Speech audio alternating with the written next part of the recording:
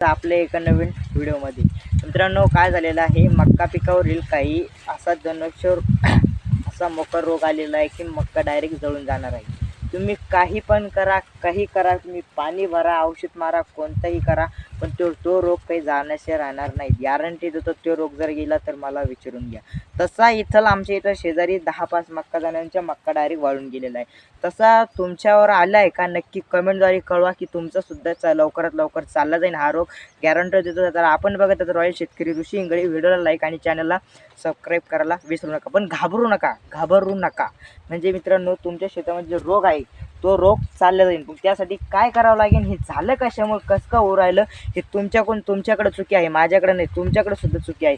हे मक्का पिकावर रोग आला कुठून, कसा येऊ राहिला, हे तुमच्याकडे चुकी आहे. तर मित्रांनो, आता हे बघा, आमच्या याच्यावरती मावा पडला बघा. हे बघा, पहिलं कारण तर धुईमुळे झालेलं आहे. 15 दिवसमध्ये एक धुई आली होती बघा. धुईमुळे काही मक्का पिकावरती असं रोगटं पडलं की त्या मक्का पिकावर डायरेक्ट वाळून गेल्या. दुसरी गोष्ट अशी झालेली आहे की तुम्ही हे होऊ कशाने राहिलं. सांगण्याचं तात्पर्य एवढं आहे की तुम्ही जर व्हिडिओ पूर्ण बघितला, तुम्हाला समजेल की तुमचे सुद्धा मक्का पीक वाळून जाऊ शकतं आणि त्याला एक सुद्धा कणीस नाही आता वाळून जाऊ शकतं, गॅरंटी देतो. तर असंच या मक्का पिकाचं होऊ लागलेलं आहे. सांगण्याचं तात्पर्य एवढं, त्याला अजिबात कंच नाही. हे बघा, नुसते तुरे लागलेलं आहे. तुरे लागून सुद्धा या मक्काला अजिबात कंच सुद्धा येत नाही. कंच नसल्यामुळे तिचे नुकसान होणार आहे. तर मित्रांनो, झालं काय ते सांगतो. तुमच्या सुद्धा मक्काला असं होणार आहे. एखाद्या जरी मक्काला होऊन, तर मित्रांनो, डबल उत्पन्न घेणे, डबल पीक घेणे, वावरना तपू देणे, ह्याच्यामुळे होऊ लागलेलं आहे. सांगण्याचं तात्पर्य एवढंच आहे, तुमच्यासुद्धा शेतामध्ये असं होतं आहे का, नक्की कमेंटद्वारे करून सांगा की आमची सुद्धा मक्का वाळून चालली. हे होऊ कशा राहिलं ते सुद्धा सांगतो. तर मित्रांनो, शेतामध्ये तुम्ही डबल पीक घेतलं नाही पाहिजे.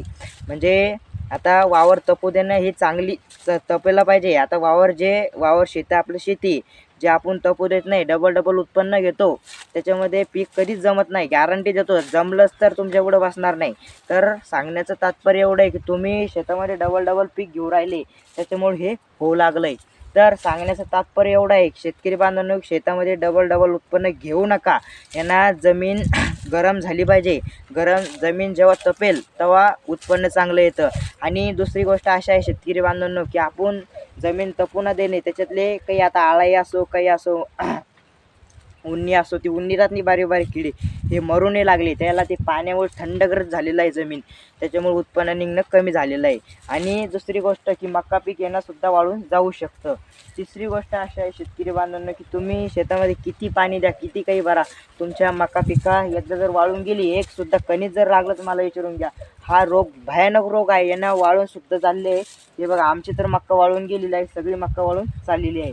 आता जे काही कंच येईल, पण लागण पण थोडेफार लागण. आता इथं बंदी उन्नी लागलेली आहे. आणि जे कोणी जमीन असते, आपली जमीन तपली पाहिजे, जमिनीचा तप झाला पाहिजे, त्याच्यात डबल पाणी जे आता हे मार्च जानेवारीपासून आपण मक्का पेरतो. मक्का पीक कधी निघतं, 5 महिन्यात मक्का पीक येतं समजा, तर ते मक्का पीक डायरेक्ट मार्च मक्का पीक डायरेक्ट आपण मक्का पीक डायरेक्ट येतं. मग मक्का पीक आल्याच्या नंतर आपण कवर लोक मक्का पीक ठेवतो की पेरणीपर्यंत. आपली दुसरी पेरणी येते का 1 जूनपर्यंत. आता 3 जून का 1 जूनला आपण पेरणी करतो.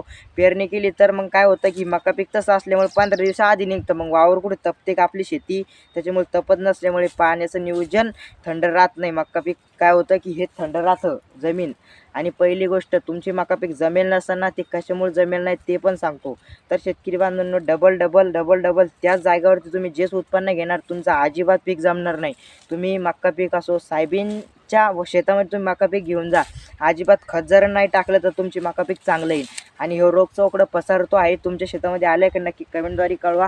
आणि याच्यामध्ये आता तुम्ही औषधसुद्धा मारू शकत नाही, काही करू शकत नाही, कणीस नाही आला तुम्ही सुद्धा काही करू शकत नाही. तर मित्रांनो, हेच सांगणं होतं की तुम्ही जमिनीची चांगली काळजी घ्या, जमीन तपू द्या, पाण्याचं जास्त हे करू नका. आणि दुसरी गोष्ट, शेतातील पहिली गोष्ट, त्याच्यावर उत्पन्न घेऊ नका, यानं सुद्धा आपली नुकसान होते. तर आजचा व्हिडिओ इतर होता. जय हिंद, जय महाराष्ट्र शेतकरी बांधवांनो. तर